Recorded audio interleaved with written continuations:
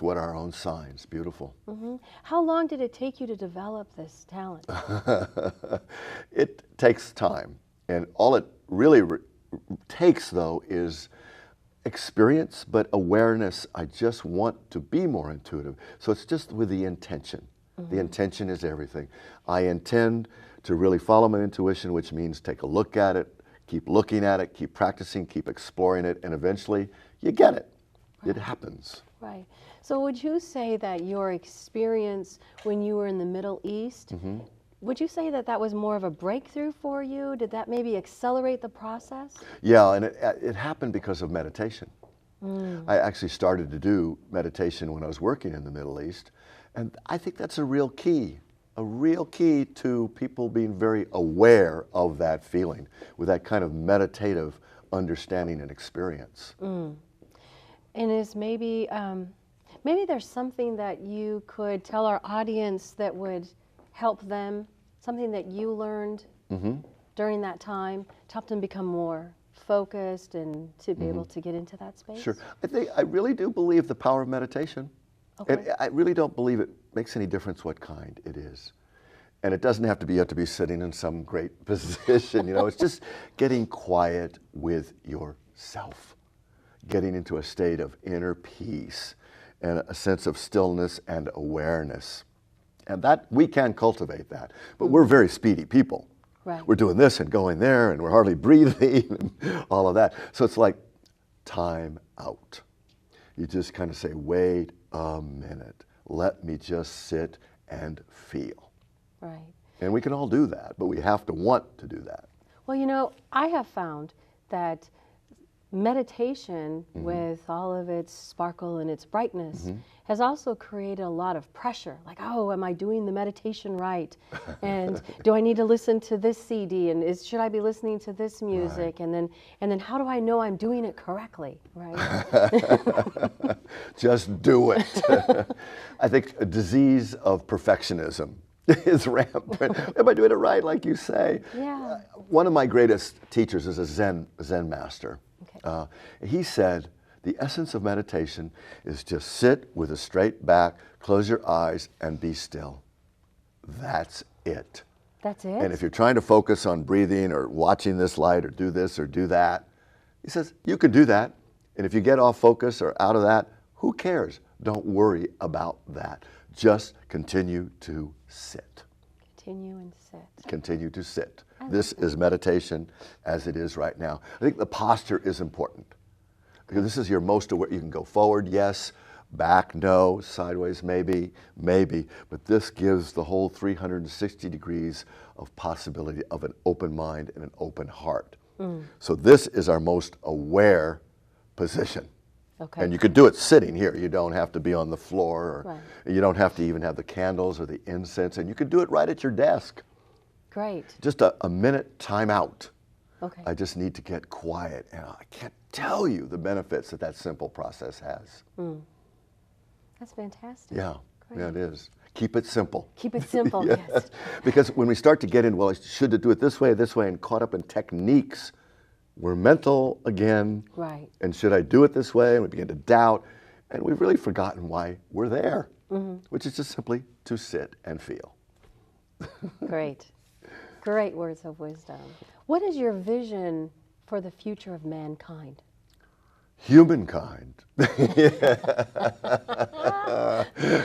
Wow. Good, Kat. A vision, yeah. The vision is that it's all about living whole, of happy and healthy and holy, meaning a meaningful spiritual life, and even wealthy. Life is all about living a higher quality and standard of life, of kind of wanting it all and having it all, but learning how to sustain it. Right. You know, and we're very fortunate people here in the West. And as we become more whole and healed and happy and all of that, we also have to look out towards the other parts of the world and a sense of service and a sense of purpose that's there. But in terms of what's going to happen, I'm not Nostradamus, and I don't believe anybody really knows the future. It's like one step ahead, just keeping those steps and just doing the best we can with sincerity, and not cynicism, with sincerity. Right, right. That's grand. I think I have a more of an organic sense of life unfolding. And yes, we have a vision of this and we want that, but really, what is going to happen? Who knows? Who knows? Yes, Yeah. that's a good question. I've had a chance to take a look at your tarot deck. It's quite interesting. Can you give us a little background? Oh, Voyager. Voyager Tarot. This is a deck that I was very fortunate to create with another artist in the early 80s. And Voyager's been out since 1985. And it's a map in 78 picture cards that give us the how-to, the map to show us how to live this whole life that I was just describing. So rather than seeing the tarot as a prediction kind of tool, because the world is just changing too rapidly and too much, it's more about what can we do to stay on track? What's the map so that we can create the future and the fortune we desire? And that's what the cards do, is give us that direction of how to do. Oh, fantastic. Yeah. Fantastic. And I know that you wrote 2 books also. Yeah, I have a book here called Way of the Great Oracle. And because a tarot deck and like astrology and runes and I Chings and all of these tools are called oracles. And an oracle is a way of ultimately knowing who you are. The greatest oracle of Delphi in ancient Greece said, "Know thyself."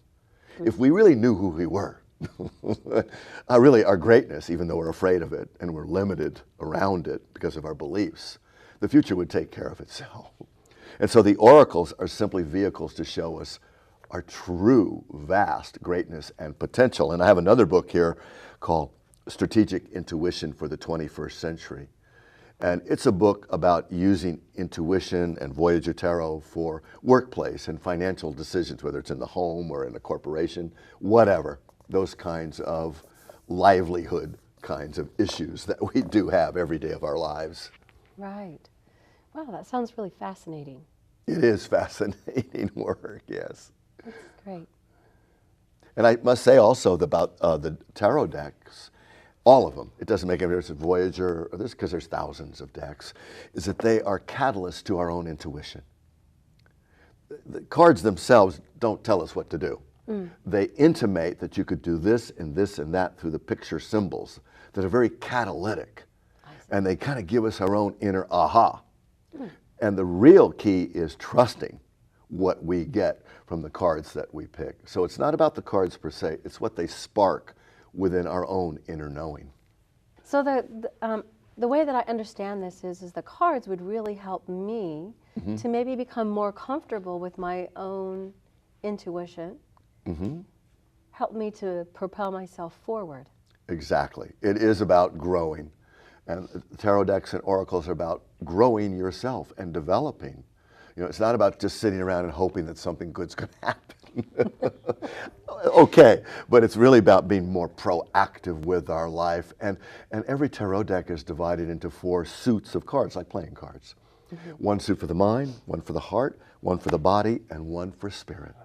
So it is a map to living the whole life of mental, emotional, physical, and spiritual.